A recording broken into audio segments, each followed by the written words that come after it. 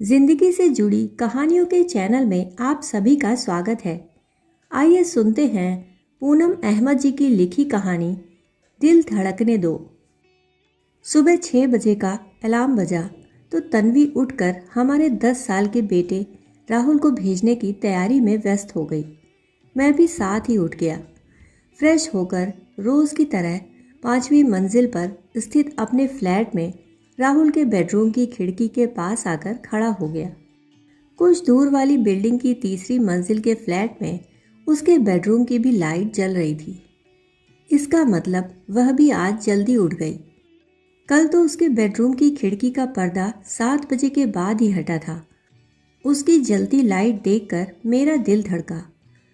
अब वह किसी भी पल दिखाई दे जाएगी। मेरे फ्लैट की बस इसी खिड़की से उसके बेडरूम की खिड़की, उसकी किचन का थोड़ा सा हिस्सा और उसके फ्लैट का वॉशिंग एरिया दिखता है। तभी वह खिड़की के पास आ खड़ी हुई। अब वह अपने बाल ऊपर बांधेगी, कुछ पल खड़ी रहेगी और फिर तार से सूखे कपड़े उतारेगी। उसके बाद किचन में जलती लाइट से मुझे अंदाज़ा होता है कि वह किचन में है। 10 साल से मैं उसे ऐसे ही देख रहा हूँ। इस सोसाइटी में उससे पहले मैं ही आया था।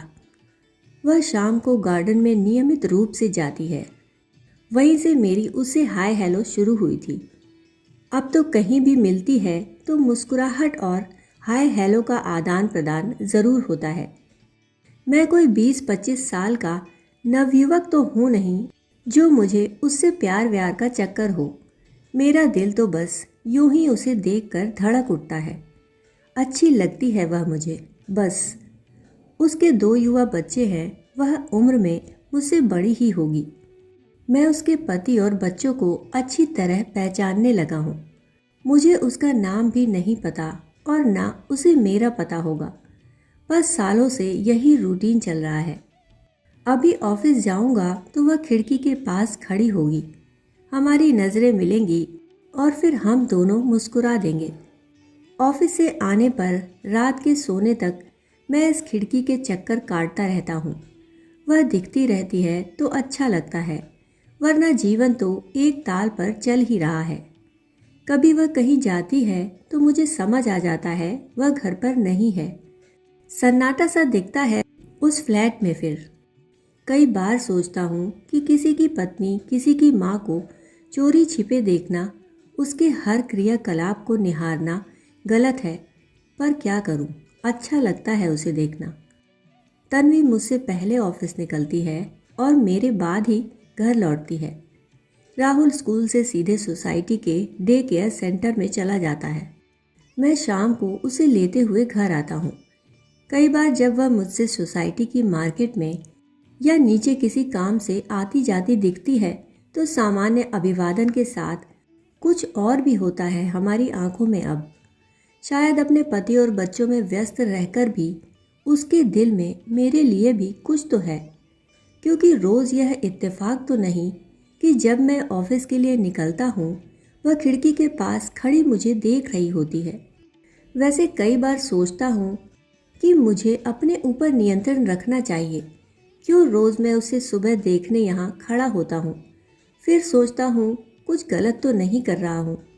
उसे देखकर कुछ पल चैन मिलता है तो इसमें क्या बुरा है, किसी का क्या नुकसान हो रहा है। तभी वह सूखे कपड़े उतारने आ गई। उसने ब्लैक गाउन पहना है, बहुत अच्छी लगती है वह इसमें। मन करता है वह अचानक मेरी तरफ देख ले तो मैं हाथ हिला दूं, पर उसने कभी नहीं देखा। पता नहीं उसे पता भी है या नहीं यह खिड़की मेरी है और मैं यहाँ खड़ा होता हूँ। नीचे लगे पेड़ की कुछ टहनियाँ आजकल मेरी इस खिड़की तक पहुँच गई हैं। उन्हीं के झुरमुट से उसे देखा करता हूँ। कई बार सोचता हूँ हाथ बढ़ाकर टहनियाँ तोड़ दूँ, पर फिर मैं उसे शायद साफ साफ दिख जाऊँगा। सोचेगी हर समय यहीं खड़ा रहता है, नहीं इन्हें रहने ही देता हूँ। वह कपड़े उतार कर किचन में चली गई तो मैं भी ऑफिस जाने की तैयारी करने लगा। बीच बीच में मैं उसे अपने पति और बच्चों को बाय करने के लिए भी खड़ा देखता हूँ। यह उसका रोज़ का नियम है। कुल मिलाकर उसका सारा रूटीन देखकर मुझे अंदाज़ा होता है कि वह एक अच्छी पत्नी और एक अच्छी माँ है। ऑफिस में कभी कभी उसका यूं ही ख्याल आ जाता है कि वह क्या कर रही होगी।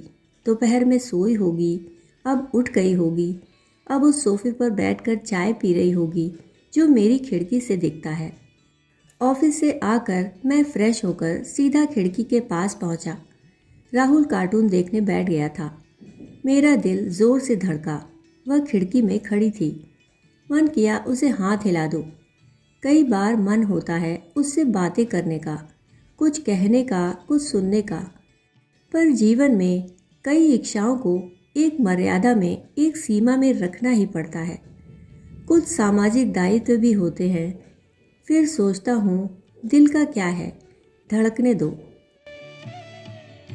अभी आप सुन रहे थे पूनम अहमद जी की लिखी कहानी दिल धड़कने दो।